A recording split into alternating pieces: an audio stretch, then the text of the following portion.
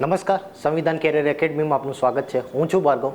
આજે આપણે જોઈશું એક મહત્ત્વની જે મુદ્દો છે તે બરાબર. આપણે ગઈકાલે તમે જોયું હશે ન્યૂઝમાં અને એમ કે જે ચૂંટણી છે, ચૂંટણી થઈ હતી આ વર્ષે બરાબર છે. તો જે ચૂંટણી છે એમાં NDA છે તો એ વિજેતા બન્યા હતા બરાબર છે. કે જે નેશનલ ડેમોક્રેટિક એલાયન્સ છે તે, અને ટોટલ એમને કંઈક 293 જેટલી સીટ્સ મળી હતી બરાબર છે. તો એમાંથી જે આપણા પ્રધાનમંત્રી બન્યા છે નરેન્દ્રભાઈ મોદી, તો ગઈકાલે એમની જે શપથવિધિ હતી બરાબર છે. આ સિવાય દરેક જે મંત્રીઓ છે બરાબર, કેબિનેટ કક્ષાના મંત્રીઓ છે, રાજ્ય કક્ષાના મંત્રીઓ છે, એમાં જે સ્વતંત્ર હવાલો ધરાવતા મંત્રીઓ છે, આ સિવાય જે ઉપમંત્રીઓ છે બરાબર, તો દરેકની જે શપથવિધિ હતી તો એ દરમિયાન જે આ વિવિધ મંત્રીઓ છે તો એમાં કયા જે મંત્રી છે એમને કયું કાર્યભાર આપવામાં આવે છે, કઈ મિનિસ્ટ્રી આપવામાં આવે છે, તો એ આજે આ લેક્ચરમાં આપણે સમજીશું બરાબર છે. મેઇનલી જે સરકાર દ્વારા જે આખી ચૂંટણી છે કે કોને કેટલી સીટ મળી એ બધું કંઈ ઇમ્પોર્ટન્ટ છે નહીં આપણા માટે. અહીંયા આપણે જોઈશું કે કોને કયું મંત્રાલય મળ્યું. એ મંત્રાલયમાં જે મંત્રાલય વિશેષ રૂપથી જે સમજાવવા લાયક હશે એ હું તમને સમજાવીશ. જેમ કે હોમ મિનિસ્ટ્રી છે તો એની અંતર્ગત કયા કયા ડિપાર્ટમેન્ટ્સ આવશે એ સમજવું જરૂરી છે બરાબર. પછી અવકાશ વિજ્ઞાન મંત્રાલય છે બરાબર, કે જે પ્રધાનમંત્રી હેઠળ આવે છે તો એમાં કયા કયા ડિપાર્ટમેન્ટ્સ આવશે બરાબર. તો એવા જે મંત્રાલયો છે કે જેને આપણે સમજીશું બરાબર છે. સડક અને પરિવહન મંત્રાલય છે બરાબર, અને એ બધા મંત્રાલય છે તો એ કયા કયા જે છે કેન્દ્રીય મંત્રી છે તો એમને પ્રાપ્ત થયા છે તો એ આપણે જોઈશું. આ સિવાય ગઈ સાલ કયા હતા બરાબર છે, અને વર્તમાનમાં જે અમુક છે કે જે ચેન્જ થયા છે તો એ પણ સમજીશું. આ સિવાય અમુક લોકો છે કે જે લોકોને મંત્રીઓમાં ખબર નથી પડતી, જેમ કે કેબિનેટ કક્ષાના મંત્રી છે, રાજ્ય કક્ષાના મંત્રી છે, તો બંનેમાં ડિફરન્સ શું છે એ લોકોને ખબર નથી. આ સિવાય બીજું એક છે કે જે આપણે પરિષદ છે બરાબર છે, જે મંત્રી પરિષદ છે અને મંત્રીમંડળ છે, બંને જે વસ્તુ છે આપણે એક જ વખત કહીએ છીએ કે જે મંત્રી પરિષદ છે એ જ મંત્રીમંડળ છે, પરંતુ એવું નથી. બંનેનો જે એક્ઝેક્ટ ડિફરન્સ છે એ પણ આપણે અત્યારે જોઈશું. અને જે આર્ટિકલ છે, આર્ટિકલ નંબર 74, તો એના વિશે પણ સમજીશું બરાબર. તો લેક્ચરની શરૂઆત કરીએ. તો સૌ પ્રથમ તો જે ચૂંટણી થઈ હતી આ 2024ની બરાબર, જે લોકસભાની ચૂંટણી હતી બરાબર છે, એમાં જે BJP છે કે જેમને 240 સીટો મળી હતી, અને જે એમનું આખું એલાયન્સ છે નેશનલ ડેમોક્રેટિક એલાયન્સ કે જેમને 293 મતલબ કે બહુમત જે છે બહુમતી મળી ગઈ હતી. તો આથી તેઓ જે છે તો જીતી ગયા હતા જે આ ચૂંટણી છે તે. અને જે BJP છે કે જેમની સરકાર રચાઈ હતી, NDAની જે સરકાર રચાઈ હતી બરાબર છે, અને જેમાં PM છે આપણા પ્રધાનમંત્રી શ્રી નરેન્દ્રભાઈ મોદીજી બરાબર. બીજું કંઈ યાદ રાખવાની જરૂર નથી કોને કેટલી સીટ મળી, આ તો ખાલી તમારે ધ્યાનમાં રાખવા માટે. ચલો, તો હવે જે મેઇન છે એ આપણે શીખીએ કે કોને કયું મંત્રી છે એ. તો પરંતુ એની પહેલાં આપણે થોડીક બંધારણીય બાબતો શીખવી જરૂરી છે કે મંત્રી પરિષદ એટલે શું બરાબર છે. આ સિવાય આર્ટિકલ નંબર 74 છે એ કહેવા શું માગે છે, કારણ કે તમને જે છે સવાલ એવું જરૂરી નથી કે એમ જ પૂછાશે કે આ મંત્રાલય છે એ કોને મળ્યું બરાબર છે. આપણને પૂછાશે બંધારણીય રીતે, મેઇન્સમાં પણ પૂછાઈ શકે અને પ્રિલિમ્સમાં પણ પૂછાઈ શકે. બંધારણીય રીતે તમને સવાલ પૂછવામાં આવશે. જરૂરી નથી કે એમ જ પૂછાશે કે અવકાશ મંત્રાલય છે અથવા તો પૃથ્વી વિજ્ઞાન મંત્રાલય છે તો કોના હેઠળ આવ્યું છે, અથવા તો કયા જે મંત્રી છે, કયા સાંસદ શ્રી છે તો એના વડા છે. એવું જરૂરી નથી કે એમ જ પૂછાય, આપણને બંધારણીય રીતે પણ પૂછી શકે બરાબર. તો મંત્રી પરિષદ જોતા પહેલાં આપણે પહેલાં અનુચ્છેદ નંબર 74 જોઈએ. અનુચ્છેદ નંબર 74 છે એ શું કહે છે, તો રાષ્ટ્રપતિ છે તો એમની સહાયતા માટે એક મંત્રી પરિષદ હશે બરાબર છે. મંત્રી પરિષદ કે જેને ઇંગ્લિશમાં કહેવામાં આવે છે કાઉન્સિલ ઓફ મિનિસ્ટર્સ બરાબર. હવે જે આ કાઉન્સિલ ઓફ મિનિસ્ટર્સ છે એનો મુખ્ય કહો, એનો વડા કહો, એનો પ્રધાન કહો, એનો હેડ કહો, એ હશે પ્રધાનમંત્રી બરાબર. તો જે રાષ્ટ્રપતિ છે એમને સલાહ આપવા માટે એક મંત્રી પરિષદ હશે, અને જે આ મંત્રી પરિષદ છે એનો વડા, એનો હેડ છે, એનો પ્રધાન છે એ હશે પ્રધાનમંત્રી, વડાપ્રધાન હશે બરાબર. હવે જે રાષ્ટ્રપતિ હશે એ આ મંત્રી પરિષદ જે સલાહ આપશે બરાબર છે, આખા સંસદની વાત નથી અહીંયા, માત્ર મંત્રી પરિષદની વાત છે, કાઉન્સિલ ઓફ મિનિસ્ટર્સની. તો એમની સલાહ અનુસાર છે તો રાષ્ટ્રપતિ કાર્ય કરશે બરાબર. અને એમની જે સલાહ છે એ રાષ્ટ્રપતિને માનવી પડશે. રાષ્ટ્રપતિ છે હજુ એક વખત કહી શકશે જે મંત્રી પરિષદ છે એમને કે તમે આના ઉપર પુનર્વિચાર કરો, તો મંત્રી પરિષદ છે એ પુનર્વિચાર કરે કે ના કરે, પરંતુ ફરી વખત જો એ સલાહ આપશે રાષ્ટ્રપતિને તો રાષ્ટ્રપતિ માટે બાધ્યકારી છે કે એ સલાહ માનવી. બરાબર છે. તો અહીંયા એક વસ્તુ એ યાદ રાખજો કે રાષ્ટ્રપતિ છે એ મંત્રી પરિષદની સલાહ અનુસાર કાર્ય કરશે, જે પણ કાર્યકારી બાબતો છે તે. આ સિવાય જો રાષ્ટ્રપતિને ઈચ્છે તો એક વખત મંત્રી પરિષદને છે તો પુનર્વિચાર માટે કહી શકશે. બરાબર. કોઈ પણ બાબત હોય, બિલની બાબત હોય અથવા બીજી કોઈ પણ બાબત હોય, સંસદીય બાબત હોય કે જેમાં પુનર્વિચાર માટે કહી શકશે. ત્યારબાદ જો ફરીથી મોકલવા પર મતલબ કે મંત્રી પરિષદ ફરીથી એ જ સલાહ આપશે, એમને સલાહ ચેન્જ કરે કે ના કરે, બરાબર, ફરીથી રાષ્ટ્રપતિને એ સલાહ આપશે તો રાષ્ટ્રપતિ માટે એ બાધ્યકારી રહેશે. બરાબર છે. એ સલાહ માનવા માટે જે રાષ્ટ્રપતિ છે એ બાધ્ય છે. બરાબર. આ સિવાય આર્ટિકલ નંબર 74 બીજું શું કહે છે કે મંત્રી પરિષદ દ્વારા જે રાષ્ટ્રપતિને આ સલાહ આપેલી છે તો એના પર કોઈ ન્યાયાલય છે એ કોઈ જ પ્રકારની કાર્યવાહી કરી શકશે નહીં. બરાબર. તો કોઈ પણ ન્યાયાલય છે કે એના દ્વારા આ જે સલાહ આપેલી છે એની તપાસ કરવામાં નહીં આવે. બરાબર. તો આ જોયું આપણે આર્ટિકલ નંબર 74. હવે 74માં જે વાત કરવામાં આવી છે એ છે મંત્રી પરિષદની, કાઉન્સિલ ઓફ મિનિસ્ટર્સની. બરાબર છે. તો સૌથી પહેલા સવાલ થાય કે જે આ મંત્રી પરિષદ છે તો એના કુલ સદસ્યો કેટલા હશે? કારણ કે ટોટલ આપણે અત્યારે સંસદ છે એમાં 543 સીટો છે. બરાબર. તો આ બધા કંઈક મંત્રી પરિષદમાં તો આવશે નહીં. બરાબર છે. તો મંત્રી પરિષદ છે તો એમાં કેટલા સદસ્યો હશે? તો મંત્રી પરિષદમાં જે ટોટલ જે સંસદ સદસ્યો છે એમાંના 15%થી વધારે નહીં હોય. બરાબર છે. મતલબ કે લેસ ધેન 15%. બરાબર. 15%થી ઓછા જે મંત્રીઓ હશે એ હશે. બરાબર છે. તો લોકસભાના કુલ સંખ્યાના 15%થી વધુ નહીં એવા જે છે એમપીસ એ એની અંદર હશે. બરાબર. અને આ કયા સુધારા અંતર્ગત નાખવામાં આવ્યું હતું જે બંધારણ છે એની અંદર? તો 91મો જે બંધારણીય સુધારો છે 2003, તો એના હેઠળ આ મુજબની જોગવાઈ કરવામાં આવેલી કે 15%થી વધારે એની સંખ્યા હોવી જોઈએ નહીં. બરાબર છે. ચલો હવે નેક્સ્ટ જોઈએ. આપણે વાત કરીએ અહીંયા મંત્રી પરિષદની. હવે મંત્રી પરિષદ છે એના વિશે માહિતી મેળવીએ. ચલો, મંત્રી પરિષદ મતલબ કે કાઉન્સિલ ઓફ મિનિસ્ટર્સ. બરાબર. હવે મંત્રી પરિષદ છે એમાં પ્રકારના મંત્રીઓ છે કે જેમનો સમાવેશ થશે. જે મંત્રી પરિષદ છે એમાં ચલો સૌ પ્રથમ હશે એ મંત્રીઓ, બીજા હશે રાજ્ય કક્ષાના મંત્રીઓ, અને જે ત્રીજા હશે કે જેમને ડેપ્યુટી મિનિસ્ટર્સ કહેવામાં આવશે, મતલબ કે ઉપમંત્રી. બરાબર છે. આ ત્રણેય જે મળશે, ત્રણે મળીને જે મંત્રી પરિષદ છે એની રચના કરશે. અને મંત્રી પરિષદ એટલે કે ટોટલ જે મેમ્બર્સ છે લોકસભાના એના 15% કરતાં ઓછા. બરાબર. ચલો હવે વાત કરીએ સૌથી પહેલાં જે કેબિનેટ મંત્રી છે એમની વાત કરીએ કે કેબિનેટ મંત્રી છે એમને કોને કહેવામાં આવશે? તો કેબિનેટ મંત્રી એટલે કે એવા મંત્રીઓ હશે કે જેમની પાસે જે લોકસભા છે, બરાબર, જે સરકાર છે એના મહત્વના જે મંત્રાલયો હશે, જે ઇમ્પોર્ટન્ટ જે મંત્રાલયો છે કે જે એમની પાસે હશે, એ બધા કોની પાસે હશે? તો એ કેબિનેટ મંત્રી પાસે હશે. બરાબર. આ મંત્રાલયોમાં કયા કયા હશે? તો એક તો છે ગૃહ મંત્રાલય છે. બરાબર છે. બીજું જોઈશું તો ડિફેન્સ એટલે કે રક્ષા મંત્રાલય છે. પછી સ્વાસ્થ્ય મંત્રાલય છે. પછી જે વિદેશ મંત્રાલય છે. આ સિવાય જે નાણાં મંત્રાલય છે, ફાઇનાન્સ મિનિસ્ટ્રી છે. તો આ બધા જે મહત્વના મંત્રાલયો છે તો એ કોની પાસે હશે? તો એ હશે આ જે કેબિનેટ મિનિસ્ટર્સ છે એમની પાસે હશે. જે કેબિનેટ મંત્રાલય છે એમની પાસે હશે. બરાબર. હવે જે કેબિનેટ મિનિસ્ટર્સ છે, જે કેબિનેટની અંદર છે, તો 15થી 20 જેટલા જે છે મંત્રીઓ હશે. બરાબર છે. સંખ્યા એટલી ઇમ્પોર્ટન્ટ છે નહીં, બહુ વધારે રાખવામાં નહીં આવે. 15-20 જેટલા હશે જે કેબિનેટ મંત્રીઓ છે તે એમની સંખ્યા.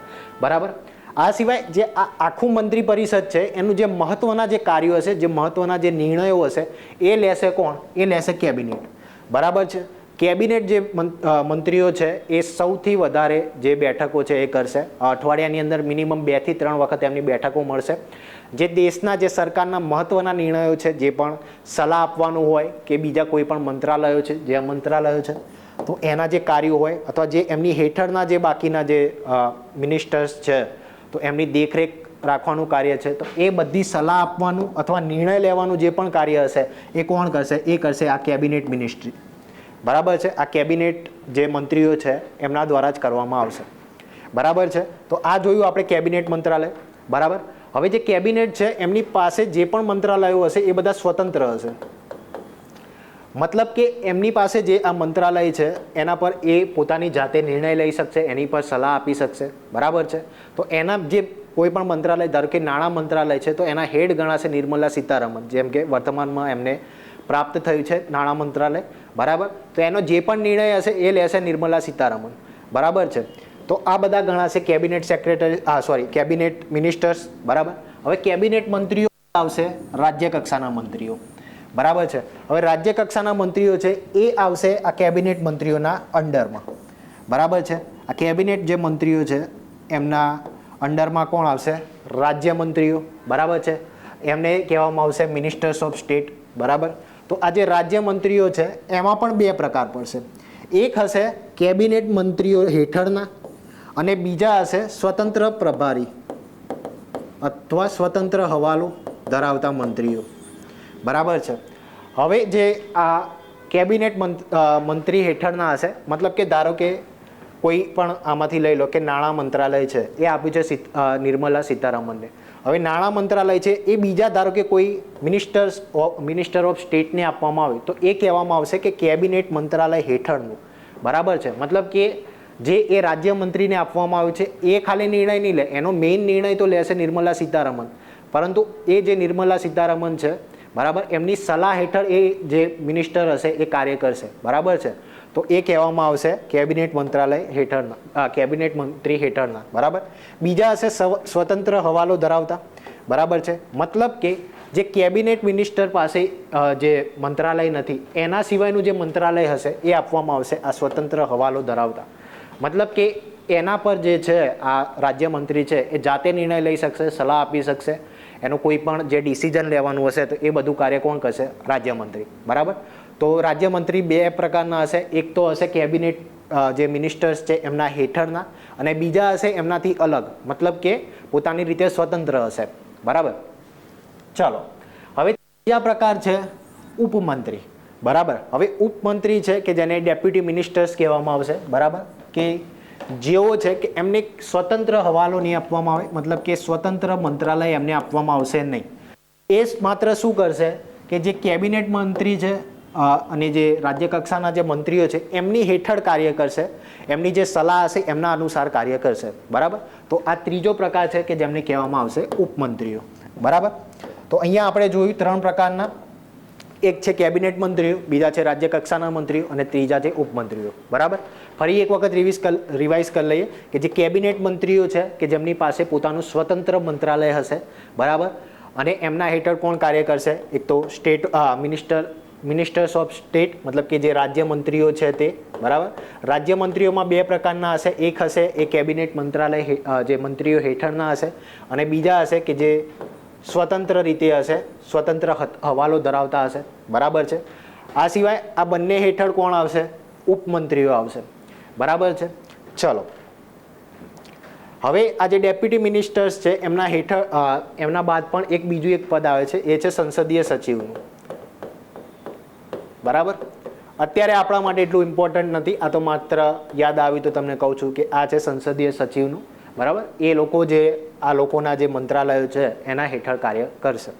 ચલો, હવે વાત કરીએ આપણે મંત્રી પરિષદની, બરાબર છે. આપણે વાત કરીએ પરિષદની. હવે વાત કરીએ આપણે મંત્રીમંડળની. સૌથી વધારે કન્ફ્યુઝન આમાં થાય છે કે મંત્રી પરિષદ એટલે શું અને મંત્રીમંડળ એટલે શું. મંત્રી પરિષદનો મતલબ થશે એની અંદર સમાવેશ થશે આ જે કેબિનેટ મંત્રીઓ છે, બરાબર, પછી આ રાજ્ય મંત્રીઓ છે અથવા રાજ્ય કક્ષાના મંત્રીઓ છે અને બાકીના જે આ ઉપમંત્રી છે તો એનો સમાવેશ શેમાં થશે? એ લોકોનો સમાવેશ થશે મંત્રી પરિષદમાં. મંત્રીમંડળમાં કોનો સમાવેશ થશે? તો માત્ર ને માત્ર જે કેબિનેટ મંત્રીઓ છે તો એમનો સમાવેશ થશે મંત્રીમંડળમાં, બરાબર છે. તો આ મંત્રીમંડળ છે તો એ જ સંસદનું જે છે તો મેઇન જે સરકારનું કાર્ય કરવાનું જે મેઇન કાર્યકારી બોડી કહેવાય તો એ હશે મંત્રીમંડળ, બરાબર છે. આ જે મંત્રી પરિષદ હશે તો એમને પાવર તો હશે, બરાબર, એમની પાસે શક્તિઓ તો હશે, પણ જે બધી શક્તિઓ છે એ ખાલી પેપર ઉપર હશે, બરાબર. જે મેઇન શક્તિ છે, જે મેઇન કાર્યકારી જે પાવર છે એ કોની પાસે હશે? એ હશે મંત્રીમંડળ પાસે, મતલબ કે જે કેબિનેટ મંત્રીઓ છે એમની પાસે હશે. બરાબર. આ લોકોની સંખ્યા હશે 60થી 70 અથવા એનાથી 15% ઓછા છે, તો એ પ્રમાણે હશે. બરાબર. આમની સંખ્યા હશે 15થી 20 જેટલી. બરાબર. વધી ઘટી શકે. બરાબર. એ છે વડાપ્રધાન ઉપર અને જે બાકી એમનું જે આખી ટીમ છે એની ઉપર કે કેટલા મંત્રી લેવા કેટલી નહીં. બરાબર. તો મેઇન જે આખો ડિફરન્સ એ આ છે. બરાબર. કે મંત્રી પરિષદ કોને કહેવામાં આવશે અને મંત્રીમંડળ કોને કહેવામાં આવશે. બરાબર છે. આ આખું છે તો આને કહેવામાં આવશે મંત્રી પરિષદ. જ્યારે આ જે છે, આ જે મેઇન જે કેન્દ્ર છે તો એને કહેવામાં આવશે મંત્રીમંડળ. બરાબર છે. અને આ બધાના જે વડા છે એ છે પ્રધાનમંત્રી. બરાબર છે. આ સિવાય જે કેબિનેટ છે એ મતલબ કે જે મંત્રીમંડળ છે એ મેઇન જે કાર્યો હશે, જે સરકારના જે મેઇન કાર્યો હશે, સલાહ આપવાના હશે કાં તો કોઈ ડિસિઝન લેવાના હશે તો એ કોણ કરશે? તો એ બધું કરશે કેબિનેટ મંત્રીઓ. બરાબર છે. તો આ હતો એનો મેઇન ડિફરન્સ. હવે જોઈએ કે કયા કયા મંત્રીઓને કયું કયું પદ આપવામાં આવ્યું છે તે. ચલો, આટલે સુધી આશા રાખું કે તમને ખબર પડી હશે જે મેઇન ડિફરન્સ છે તે. ચલો, સૌથી પહેલા જે આપણે વાત કરીએ કે કેબિનેટ મંત્રીઓ હશે, બીજા હશે રાજ્ય કક્ષાના અથવા રાજ્યમંત્રી હશે અને ત્રીજા હશે ઉપમંત્રી. બરાબર છે. સૌથી પહેલા જોઈએ કેબિનેટ મંત્રીઓ. એની પહેલા જોઈએ કે પ્રધાનમંત્રી શ્રી છે જે આપણા, એમને કયું મંત્રાલય આપવામાં આવ્યું છે? તો પ્રધાનમંત્રી શ્રી જે નરેન્દ્રભાઈ મોદી છે તો એમને આપવામાં આવ્યું છે, એક તો એમને આપવામાં આવ્યું છે ministry of personal public grievance and pension. બરાબર. મતલબ કે કર્મચારી જાહેર ફરિયાદ અને પેન્શન વિભાગ આપવામાં આવ્યો છે. બરાબર. તો એક આ એમને આપવામાં આવ્યું છે. બરાબર. આ સિવાય થોડા સમય પહેલાં એક જે પ્રશ્ન હતો એ વારંવાર પૂછવામાં આવતો હતો કે જે CBI છે એ કયા મંત્રાલય હેઠળ આવે છે? બરાબર. તો CBI એ આવશે આ મંત્રાલય હેઠળ કે જે અત્યારે પ્રધાનમંત્રી પાસે છે તે. બરાબર. CBI. એ વખતે CBI છે તો લોકો પોલીસના આધારે એને જોતા હતા. બરાબર છે. તો અમુક જણા જે છે ગૃહ મંત્રાલય પણ લખીને આવતા હતા, અમુક જણા ડિફેન્સ મંત્રાલય પણ ટીક કરીને આવતા હતા. પરંતુ મેઇન જે એનું કયા મિનિસ્ટ્રી હેઠળ આવે છે તો એ છે આ મિનિસ્ટ્રી. બરાબર છે. પેન્શન વિભાગ, ફરિયાદ વિભાગ જે છે એમાંથી. ચલો, બીજું કયું મંત્રાલય આપવામાં આવ્યું છે? તો ડિપાર્ટમેન્ટ ઓફ એટોમિક એનર્જી, મતલબ કે જે પરમાણુ ઉર્જા વિભાગ છે તે આપવામાં આવે છે. બરાબર. હવે આ પરમાણુ ઉર્જા વિભાગ છે જે મંત્રાલય છે તો એની હેઠળની જેટલી પણ સંસ્થાઓ હશે તો એનું કાર્ય કોણ કરશે? તો એ કરશે નરેન્દ્રભાઈ મોદી, પ્રધાનમંત્રી શ્રી કરશે. બરાબર. એમના હેઠળ જ જે એમના દ્વારા જે છે નિર્ણયો લેવામાં આવશે. જેમ કે અહીંયા ભાભા એટોમિક રિસર્ચ સેન્ટર છે તો એ આના હેઠળ આવશે, જે આ ડિપાર્ટમેન્ટ છે. બરાબર. એના હેઠળ આવશે જે બાર્ક છે તે. આ સિવાય જેટલી પણ પરમાણુ ઉર્જાને લગતી જેટલી પણ સંસ્થાઓ છે જે ભારતમાં આવેલી છે, બરાબર, ભારત સરકાર હેઠળની છે તો એ બધી આવશે આ મિનિસ્ટ્રી હેઠળ. બરાબર. ત્યારબાદ છે ડિપાર્ટમેન્ટ ઓફ સ્પેસ. બરાબર. ડિપાર્ટમેન્ટ ઓફ સ્પેસ આની અંદર આવશે એક તો ISRO. બરાબર છે. ISRO છે, પછી બાકીની જે બીજી બધી સંસ્થાઓ છે કે જે કાર્ય કરી રહી છે અવકાશ વિજ્ઞાનમાં તો એ આખો વિભાગ છે કોની હેઠળ છે? પ્રધાનમંત્રી શ્રી હેઠળ. આ સિવાય આ 3 વિભાગો તો છે, આ 3 મંત્રાલય તો છે, પરંતુ એના સિવાયના જે પોલિસી મેકિંગ જે પણ મંત્રાલયો છે અથવા તો એવા મંત્રાલયો કે જે કેબિનેટ મંત્રીઓને નથી મળ્યા કે રાજ્ય કક્ષાના મંત્રીઓને નથી મળ્યા તો એ બધા કોણ સંભાળશે? તો એ સંભાળશે આપણા વડાપ્રધાન શ્રી. બરાબર. તો આટલા મંત્રાલયો છે એમની પાસે.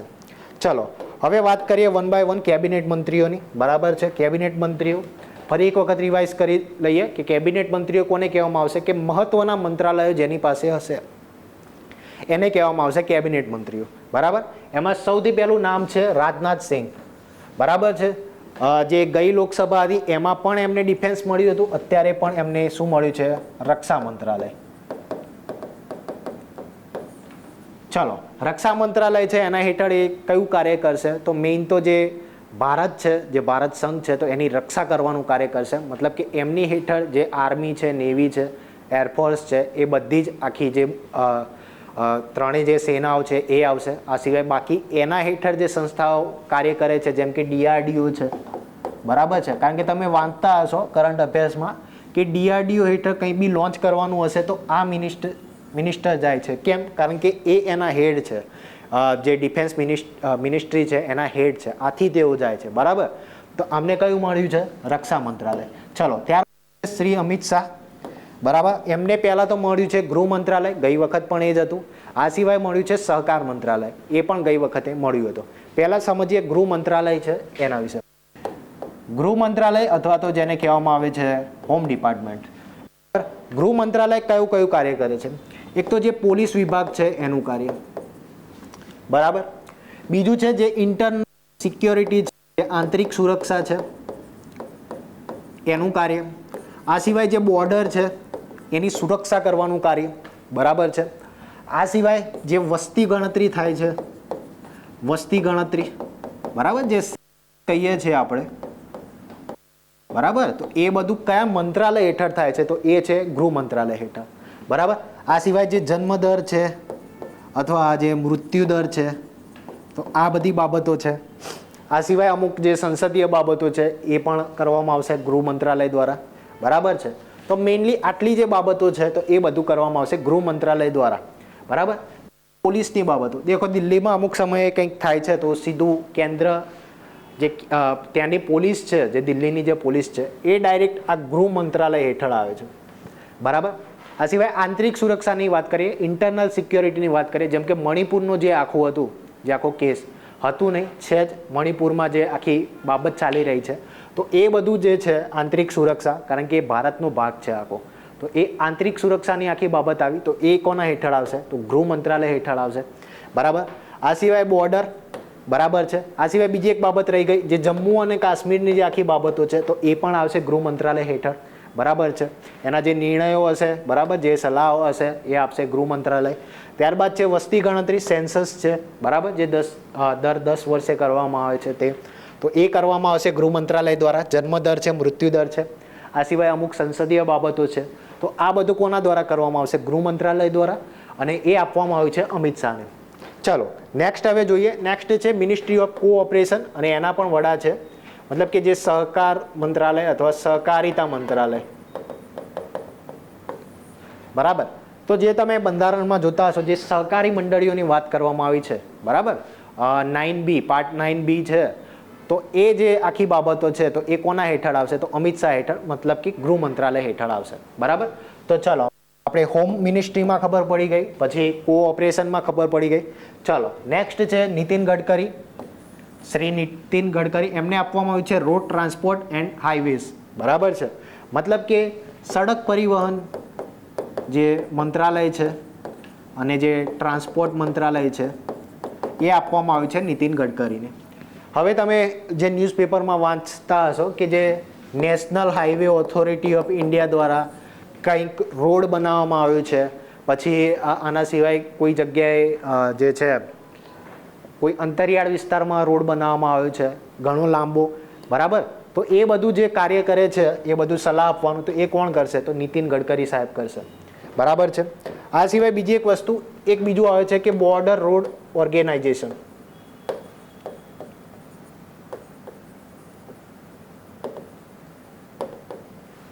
દેખો, એક આને જ કહેવામાં આવે છે BRO, બરાબર, BRO કહેવામાં આવે છે.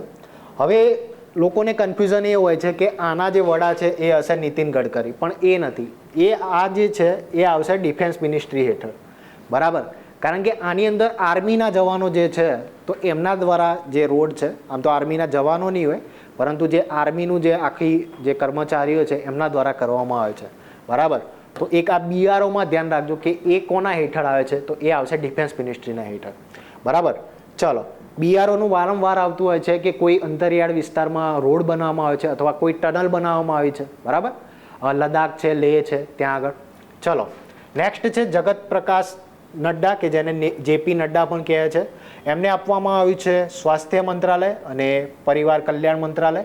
આ સિવાય આપવામાં આવ્યું છે કેમિકલ અને ફર્ટિલાઇઝર્સનું, બરાબર. મતલબ કે સ્વાસ્થ્યને લગતી જેટલી પણ બાબતો છે, મતલબ કે WHO દ્વારા કોઈ પણ આપવામાં આવ્યું છે કે જેમ કે આપણે ગોલ નક્કી કર્યો છે કે 2025 સુધી TB છે એને નાબૂદ કરવું છે, 2030 સુધી જે મેલેરિયા છે એને નાબૂદ કરવું છે, તો આ બધું કાર્ય કોણ કરશે? તો એ કરશે ministry of health and family welfare, બરાબર. અને એના કોણ છે? એ છે નડ્ડા સાહેબ, JP નડ્ડા સાહેબ, બરાબર. ચલો, નેક્સ્ટ છે શિવરાજસિંહ ચૌહાણ, બરાબર, કે જેઓ પહેલા સીએમ પણ હતા. ચલો, એમને આપવામાં આવ્યું છે ministry of agriculture and farmers welfare, અને બીજું આપ્યું છે ગ્રામીણ વિકાસ મંત્રાલય. બરાબર, રૂરલ ડેવલપમેન્ટ મંત્રાલય આપવામાં આવ્યું છે. બરાબર, તો એક આ પણ યાદ રાખજો. એગ્રીકલ્ચર મતલબ કે કૃષિ મંત્રાલય આપવામાં આવ્યું છે. બરાબર, તો એક આ ધ્યાન રાખજો. ત્યારબાદ છે નિર્મલા સીતારમણ, એમને આપવામાં આવ્યું છે મિનિસ્ટ્રી ઓફ ફાઇનાન્સ મતલબ કે નાણાં મંત્રાલય આવ્યું છે. અને બીજું આપ્યું છે કોર્પોરેટ અફેર્સનું મંત્રાલય. નાણાં મંત્રાલય હેઠળ જે નિર્મલા સીતારમણ છે, આ ફરી વખત આપવામાં આવ્યું છે. તો જે નાણામંત્રી છે તો એ શું રજૂ કરશે? બજેટ રજૂ કરશે. બરાબર છે, તો બજેટ રજૂ કરવાનું કાર્ય કોણ કરશે? તો નિર્મલા સીતારમણ. ચલો નેક્સ્ટ જોઈએ. નેક્સ્ટ છે એસ જયશંકર. બરાબર, એસ જયશંકર છે, એમને આપવામાં આવ્યું છે મિનિસ્ટ્રી ઓફ એક્સટર્નલ અફેર્સ મતલબ કે વિદેશી જે બાબતો છે એ આપવામાં આવી છે એસ જયશંકરને. બરાબર, હવે મિનિસ્ટ્રી જે એક્સટર્નલ અફેર્સનો મતલબ શું થશે? જે વિદેશી બાબતો છે એનો મતલબ શું થશે? કે જે ભારત છે એમના દ્વારા કોઈ સમિટ થઈ રહી છે. બરાબર, અથવા તો કોઈ દ્વિપક્ષીય સંવાદ થઈ રહ્યો છે. ભારત અને અમેરિકા હોય, ભારત અને યુકે હોય, ભારત અને ફ્રાન્સ હોય. બરાબર, તો એમાં ભાગ કોણ લેશે? તો એ ભાગ લેશે જયશંકર. બરાબર, આ સિવાય જે કરંટ અફેર્સમાં તમે જોયું હશે કે જે રશિયા અને યુક્રેનનું યુદ્ધ ચાલુ થયું હતું, તો એ વખતે જે ભારત સરકાર દ્વારા ઓપરેશન ગંગા ચલાવવામાં આવેલું. મતલબ કે ઓપરેશન ગંગા હેઠળ જે રશિયા અને યુક્રેનમાં જે ભારતીય વિદ્યાર્થીઓ ફસાઈ ગયા છે તો એમને પાછા લાવવાના. કેમ? ભારતમાં. બરાબર, તો આ કાર્ય કોણ કરશે? એ કરશે આ વિદેશ મંત્રાલય કાર્ય કરશે. બરાબર, અને એના મંત્રી કોણ છે? કેન્દ્રીય મંત્રી, તો એ છે એસ જયશંકર. બરાબર, આ સિવાય જે અમુક લોકો ઇલીગલ જઈ રહ્યા છે અથવા તો અમુક જે લોકો છે કે અમુક સમય પાકિસ્તાનથી પકડાતા હોય છે. બરાબર, તો એ લોકોને પાછા લાવવાનું. જેમ કે જે ગુજરાતના દરિયાકાંઠેથી જે અમુક માછીમારોને પકડી જાય છે, જે પાકિસ્તાનવાળા હોય અથવા કોઈ બીજા દેશના હોય, તો એ લોકોને પાછા લાવવાનું જે કાર્ય છે તો એ બધું કોણ કરવામાં આવશે? તો વિદેશ મંત્રાલય દ્વારા. ચલો નેક્સ્ટ છે મનોહરલાલ ખટ્ટર. બરાબર, કે જે હરિયાણાના સીએમ હતા. એમને આપવામાં આવ્યું છે ministry of housing and urban affairs અને મિનિસ્ટ્રી ઓફ ઉર્જા મંત્રાલય આપવામાં આવ્યું છે. અને બીજું હાઉસિંગ અને શહેરી બાબતોનું મંત્રાલય. બરાબર, તો આ બધું આપવામાં આવ્યું છે મનોહર ખટ્ટરને. બરાબર, તો આ જે અર્બન મતલબ કે જે શહેરી બાબતો, તો એ તમે કરંટ અફેર્સમાં જોયું હશે કે એક હતું આઈના કરીને એક પોર્ટલ રજૂ કરવામાં આવેલું. કોના દ્વારા એ કરવામાં આવેલું? મિનિસ્ટ્રી દ્વારા, જે શહેરી બાબતોનું મંત્રાલય છે એમના દ્વારા. આઈના પોર્ટલ શું કરશે? બરાબર, કે જે એક શહેર છે એની કમ્પેરિઝન કરશે બીજા શહેર જોડે. મતલબ કે આઈના એટલે કે અરીસો બતાવશે કે તમે એમના કરતાં ડેવલપમેન્ટમાં કેટલા પાછળ છો. તો આ બધું જે કાર્ય કરવાનું જે છે, આ બધું કાર્ય એ કરશે આ. બરાબર, આ મિનિસ્ટ્રી કરશે. ચાલો નેક્સ્ટ છે એચડી કુમારસ્વામી. એમને આપવામાં આવ્યું છે હેવી ઇન્ડસ્ટ્રી અને સ્ટીલનું મંત્રાલય. બરાબર છે. ત્યારબાદ છે પિયુષ ગોયલ. એમને આપવામાં આવ્યું મિનિસ્ટ્રી ઓફ કોમર્સ ઇન્ડસ્ટ્રી. ત્યારબાદ છે શ્રી ધર્મેન્દ્ર પ્રધાન. એમને આપવામાં આવ્યું છે મિનિસ્ટ્રી ઓફ એજ્યુકેશન. બરાબર, મતલબ કે શિક્ષા મંત્રાલય આપવામાં આવ્યું છે. તો શિક્ષાને લગતી જેટલી પણ બાબતો હશે, જે શિક્ષણને લગતી, બરાબર છે, જેમ કે યુજીસી છે કે એનો નિર્ણય કોઈ લેવાનો હશે, અથવા ગ્રેજ્યુએશન બાબતનો કોઈ નિર્ણય લેવાનો હશે, અથવા તો એનસીઈઆરટી છે એના વિશેનો કોઈ નિર્ણય લેવાનો હશે, તો એ બધો નિર્ણય લેશે તો મિનિસ્ટ્રી ઓફ એજ્યુકેશન એ લેશે, મતલબ કે ધર્મેન્દ્ર પ્રધાન લેશે. ત્યારબાદ છે શ્રી જીતન રામ માંઝી, અને એમને આપવામાં આવ્યું છે માઇક્રો એન્ડ મીડિયમ એન્ટરપ્રાઇઝીસ મંત્રાલય.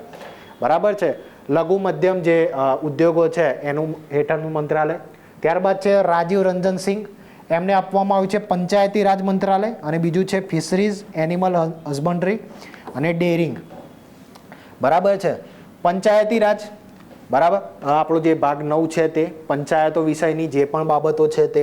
બરાબર, કે ગામડાઓમાં જે પંચાયતો છે તો યોગ્ય રીતે કાર્ય કરી રહી છે કે નહીં, અને બાકીની જે પણ એ લોકો ઇમ્પ્લિમેન્ટેશન જે લાવવાનું હશે અથવા જે પણ પોલિસી ઘડવાની હશે તો એ બધું એમના દ્વારા કરવામાં આવશે. આ સિવાય ફિશરીઝ મતલબ કે જે મત્સ્યપાલન છે અથવા જે પશુઓનું જે આખી બાબતો છે, પશુપાલન છે, તો એ બધી કરવામાં આવશે. આ સિવાય બીજી છે ડેરી, મતલબ કે એની અંદર અમૂલ પણ આવી જશે.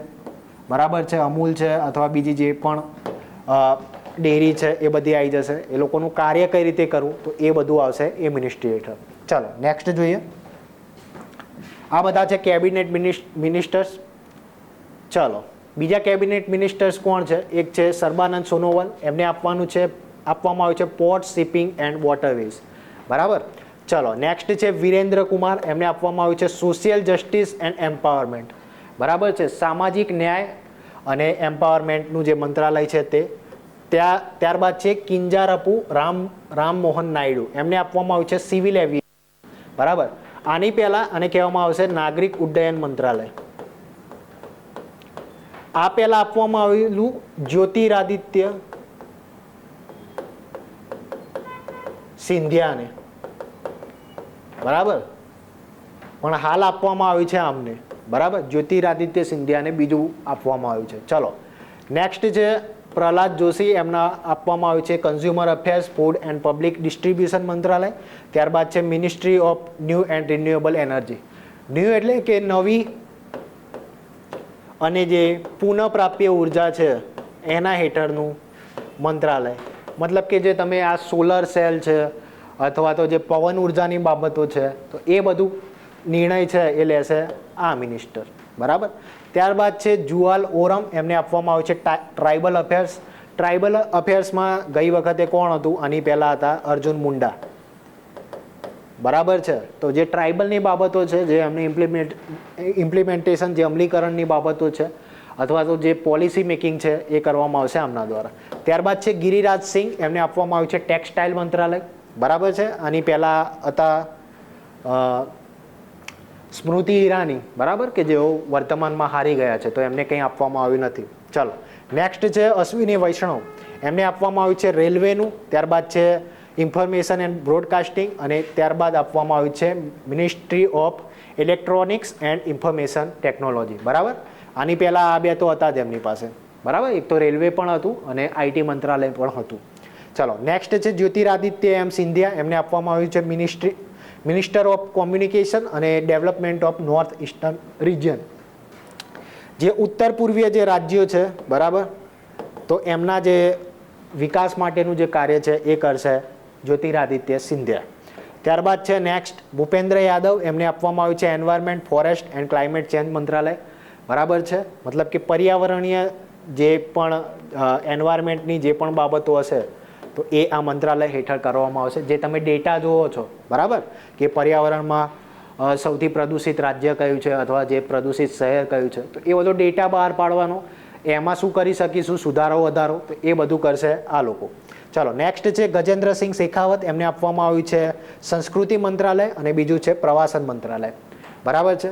ત્યારબાદ છે શ્રીમતી અન્નપૂર્ણા દેવી, એમને આપવામાં આવ્યું છે વિમેન એન્ડ ચાઇલ્ડ ડેવલપમેન્ટ. બરાબર, મહિલા અને બાળ વિકાસ મંત્રાલય આપવામાં આવ્યું છે. ત્યારબાદ છે કિરણ રિજિજુ, એમને આપવામાં આવ્યું છે સંસદીય બાબતોનું મંત્રાલય અને બીજું છે માઇનોરિટી અફેર્સ. માઇનોરિટીઝ મતલબ કે જે લઘુમતી સમુદાયના લોકો છે, બરાબર છે, જેમાં મુસ્લિમ છે, શીખ છે, પારસી છે, યહૂદીઓ છે અથવા જે જૈનો છે, બૌદ્ધો છે, તો એ બધા ઘણા છે લઘુમતી. બરાબર, તો એમના સાથે કોઈ અન્યાય ના થાય, બરાબર, એમના વિકાસના કાર્યો થાય, તો એ માટેનું કાર્ય કરશે આ મંત્રાલય. ત્યારબાદ છે હરદીપસિંહ પુરી, એમને આપવામાં આવ્યું છે ministry of petroleum and natural gas. ત્યારબાદ છે મનસુખ માંડવિયા, એમને આપવામાં આવ્યું છે લેબર, મજદૂર અને રોજગાર મંત્રાલય. આ સિવાય એમને આપવામાં આવ્યું છે ministry of youth affairs and sports. બરાબર, આ જે યુથ અફેર્સ એન્ડ સ્પોર્ટ્સ છે એ પહેલાં આપવામાં આવેલું અનુરાગ ઠાકુરને ગઈ વખતે. આની પહેલાં આમની પાસે હતું. બરાબર છે, પરંતુ હવે આમને આપવામાં આવ્યું છે મનસુખ માંડવિયાને. મનસુખ માંડવિયા પાસે પહેલાં સ્વાસ્થ્ય મંત્રાલય હતું. બરાબર, અત્યારે એમને ચેન્જ કરવામાં આવ્યું છે. ત્યારબાદ છે જી કિશન રેડ્ડી, એમને આપવામાં આવ્યું છે કોલસા મંત્રાલય અને બીજું છે મિનિસ્ટ્રી ઓફ માઇન્સ, મતલબ કે જે ખોદકામ થાય છે, જે ખાણકામ થાય છે એનું મંત્રાલય. ત્યારબાદ છે શ્રી ચિરાગ પાસવાન. એક આ નામ ખાસ ધ્યાન રાખજો, વર્તમાનમાં ઘણું ચર્ચામાં છે, કારણ કે 1-2 દિવસ પહેલાં એમને જે સ્પીચ આપી હતી નરેન્દ્ર મોદીને લઈને, બરાબર છે, પ્રધાનમંત્રી શ્રીની જે એમને પ્રશંસા કરી હતી, તો ઘણું જે ટ્વિટર છે અને બાકીનું જે સોશિયલ મીડિયા પ્લેટફોર્મ્સ છે તો એમાં ઘણા ચર્ચામાં છે. બરાબર, ચિરાગ પાસવાન નામ છે અને એમને આપવામાં આવ્યું છે ફૂડ પ્રોસેસિંગ ઇન્ડસ્ટ્રીઝ મંત્રાલય. ત્યારબાદ છે જલ શક્તિ મંત્રાલય, એ આપવામાં આવ્યું છે CR પાટીલને. CR પાટીલને તો જે ગુજરાતના લોકો છે જાણતા જ હશે. બરાબર, કે જે બીજેપીના વડા હતા, ગુજરાતમાં જે પ્રભારી હતા, આખા રાજ્યના પ્રભારી, તો તેઓ હતા CR પાટીલ, બરાબર. એમને આપવામાં આવ્યું છે જલ શક્તિ મંત્રાલય. જલ શક્તિ મંત્રાલય, એક તો તમે સ્લોગન વાંચ્યું હશે કે હર ઘર નલ, નલ સે જલ, બરાબર.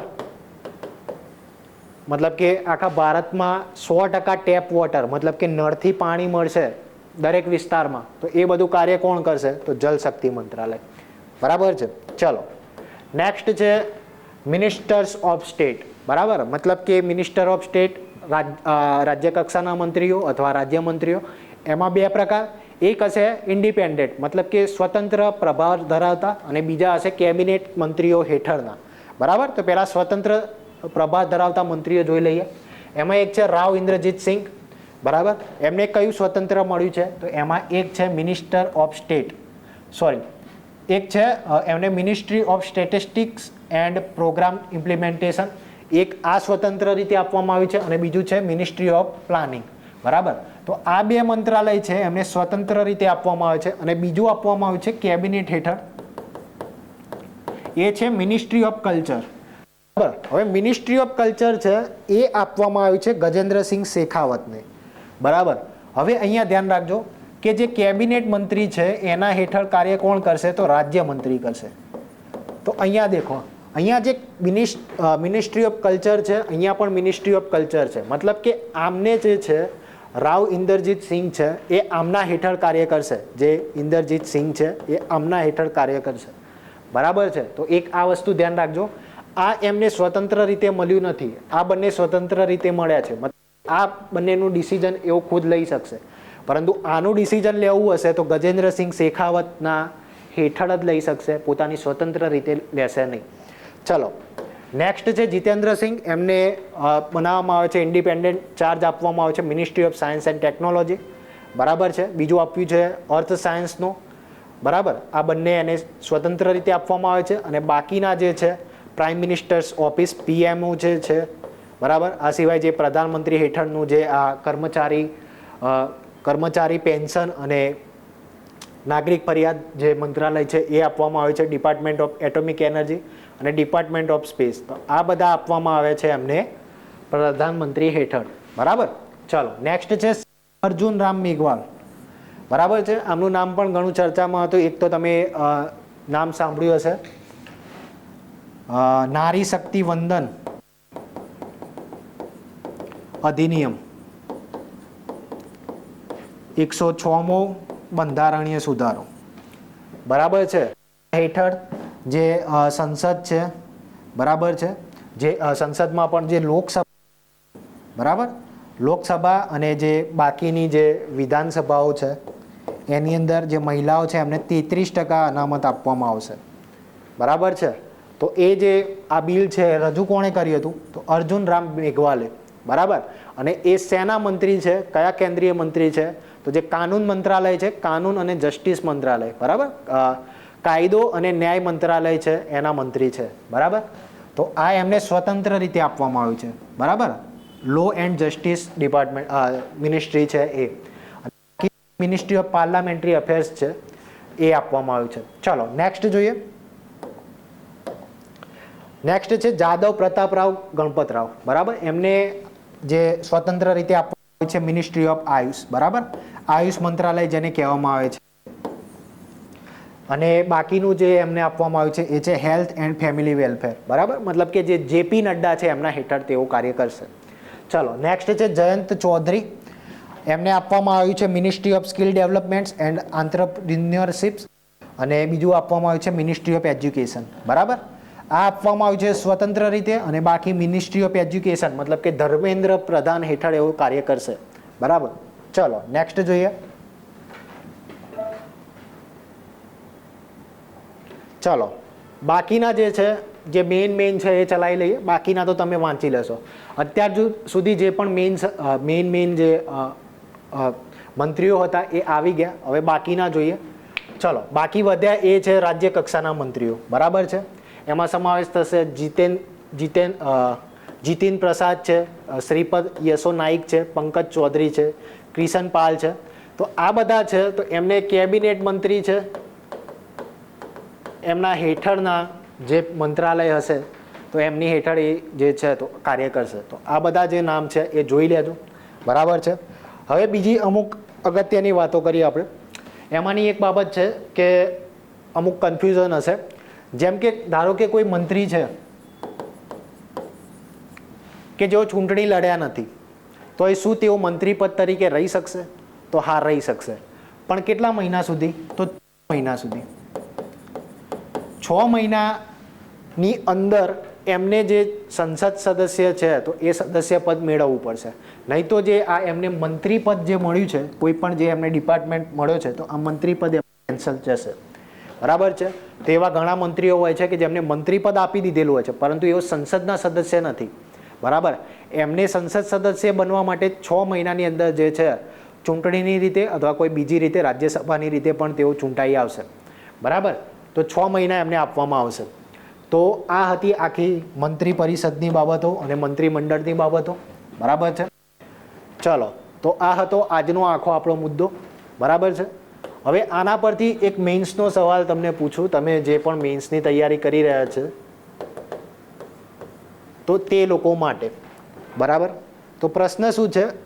મેં આઈ થિંક યુપીએસસીનું કોઈ મોડેલ પેપર હતું એમાં વાંચ્યો હતો, બરાબર. તો તમે તમારી રીતે પ્રયાસ કરજો જાતે લખવાનો. પ્રશ્ન એમ છે કે શું સંસદ અને સંસદ સભ્યો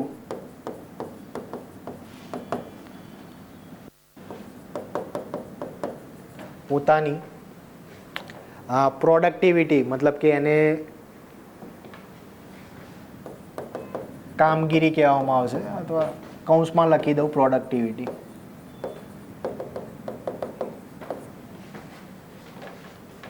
સંસદ અને સંસદ સભ્યોની કામગીરી અથવા પ્રોડક્ટિવિટી જે છે, કાર્યપ્રણાલી છે, એમાં ઘટાડો થઈ રહ્યો છે. શા માટે? બરાબર. શેના માટે એમાં ઘટાડો થઈ રહ્યો છે? તેના કારણો અને ઉપાયો વિશે વિસ્તૃત ચર્ચા કરો, બરાબર. ફરીથી કહું, પ્રશ્ન શું છે કે શું સંસદ અને જે સંસદ સભ્યો છે, બરાબર છે, તો જે છે કે પોતાની જે પ્રોડક્ટિવિટી છે, મતલબ કે જે આ લો બનાવવાનું જે કાર્ય છે, બરાબર, જે પ્રોડક્ટિવ કાર્યો કરી રહ્યા છે, તો શું એમાં ઘટાડો થઈ રહ્યો છે? બરાબર. અને જો ઘટાડો થઈ રહ્યો છે તો એના રીઝન શું છે અને એના ઉપાયો શું હશે? બરાબર. ચલો, એના વિશે ચર્ચા કરો, બરાબર. આ તમારે જાતે લખવાનો રહેશે, બરાબર છે. જાતે પ્રયાસ કરજો. એક તો દેખો, હું તમને એક રીઝન કહું, કારણો શું છે, બરાબર. એક કારણ તો એ છે કે તમે ડેટા જોશો એના પ્રમાણે જે બિલો છે તો એની સંખ્યા ઘટી રહી છે.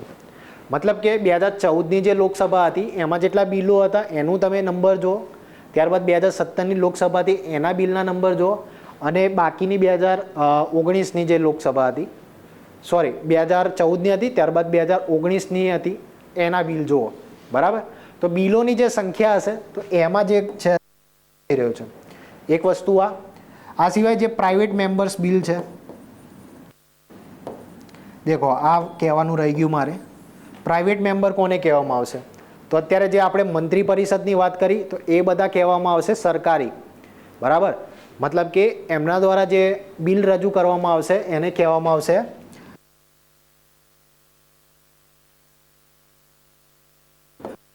એમના. બાકીના જે સંસદ સદસ્યો છે તો એમને કહેવામાં આવશે પ્રાઇવેટ બિલ.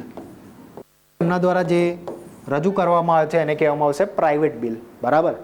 હવે બીજું આમાં રીઝન કહીએ આપણે કે શાના માટે પ્રોડક્ટિવિટી ઘટી રહી છે, તો બીજું એક કારણ આ કે પ્રાઇવેટ મેમ્બર્સ છે તો એમના બિલોમાં પણ ઘટાડો થઈ રહ્યો છે, એમના દ્વારા બિલો રજૂ નથી કરવામાં આવી રહ્યા, બરાબર છે.